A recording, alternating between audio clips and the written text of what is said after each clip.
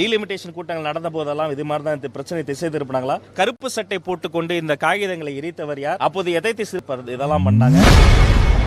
டீலிமிட்டேஷனிற்கு எதிராக அனைத்து கட்சி கூட்டம் குறித்து செய்தியாளர் எழுப்பிய கேள்விக்கு அமைச்சர் ராஜ்மோகன் பதிலளித்துள்ளார். அறிவாசனம் நூல் வெளியீட்டு விழாவில் பங்கெடுத்தேன். இதே போன்ற புத்தக வெளியீட்டு விழாக்கள் ஒவ்வொரு நாளும் நடைபெறுகிற பொழுது உள்ளபடியே நெஞ்சம் நிறைகிறது. ஏன்னா ஒவ்வொரு புத்தகமும் யாரை தேடுகிறதுனா ஒரு நல்ல வாசகரை தேடுகிறது.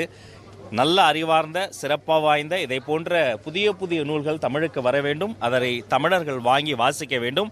இதை எழுதியிருக்கக்கூடிய மருத்துவர் மகுடமுடி அவர்களுக்கும் இதை வெளியிடக்கூடிய பரிதி பதிப்பகத்திற்கும் என்னுடைய வாழ்த்துக்களையும் வணக்கங்களையும் தெரிவித்துக் கொள்கிறேன்.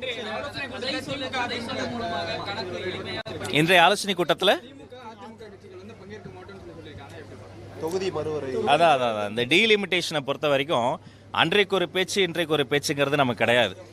ஏற்கனவே டீலிமிட்டேஷனை கடுமையாக நாங்கள் ஆரம்பம் முதல் குறித்த பிரச்சனையில் அவர்கள் கலந்து கொள்ள மாட்டேன் என்று சொல்வது இது முறையன்று. அவர்கள் கலந்து கொண்டு இருந்திருக்க வேண்டும். இது மாநில உரிமை மீதான அவர்களின் அக்கறையின்மை.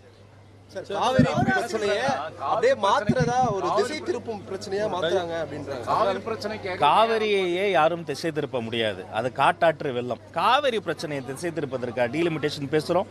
ஏற்கனவே டீலிமிட்டேஷன் குறித்து நடத்தப்பட்ட கூட்டங்கள் என்னென்ன? டீலிமிட்டேஷன் கூட்டங்கள் நடந்த போதெல்லாம் இது மாதிரி தான் இந்த பிரச்சனை திசை திருப்பினாங்களா?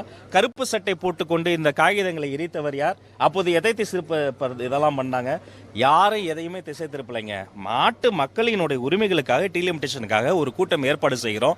இதில் கலந்து கொள்ளாமல் இருப்பது அவர்களினுடைய சொந்த முடிவா இருக்கலாம், அவர்களின் புதிய நண்பர்களுக்கான ஒரு சுய முடிவா இருக்கலாம்.